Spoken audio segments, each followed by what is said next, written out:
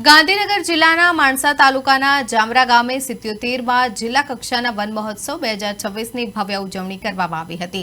કાર્યક્રમમાં રાજ્ય કક્ષાના આરોગ્ય પરિવાર કલ્યાણ અને તબીબી શિક્ષણ મંત્રી પ્રફુલ પાનસેરિયા સહિતના મહાનુભાવો ઉપસ્થિત રહ્યા હતા। આ પ્રસંગે મંત્રીશ્રીએ વન્યજીવોના સંરક્ષણ, પર્યાવરણનું જતન અને વૃક્ષોના મહત્વ અંગે લોકોને પ્રેરણાદાયી સંદેશ આપ્યો હતો।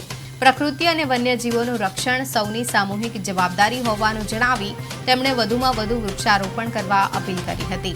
કાર્યક્રમમાં માણસા તાલુકાના ધારાસભ્ય જે.એસ. પટેલે પણ કુદરતી સંપદાના જતન અંગે સંબોધન કર્યું હતું। મંત્રીશ્રીએ શાળાના બાળકો સાથે આત્મીય સંવાદ કરી તેમને વૃક્ષો અને પર્યાવરણ પ્રત્યે જાગૃત બનવા પ્રોત્સાહિત કર્યા હતા। ત્યારબાદ મંત્રીશ્રી તથા ઉપસ્થિત મહાનુભાવોના હસ્તે વૃક્ષારોપણ કરવામાં આવ્યું હતું અને હરિયાળું ગુજરાત બનાવવાનો સંદેશ આપવામાં આવ્યો હતો।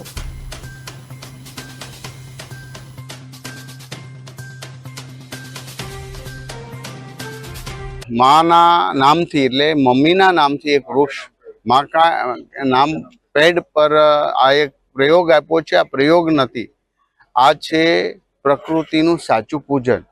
ભારતમાં આનું ખૂબ સરસ રીતે લોકો ધામધૂમથી ઉજવી રહ્યા છે। ત્યારે આજે આ મહાદેવના મંદિરના પટાંગણની અંદર ખૂબ સુંદર રીતે આ કાર્યક્રમ સંપન્ન કરવામાં આવ્યો છે।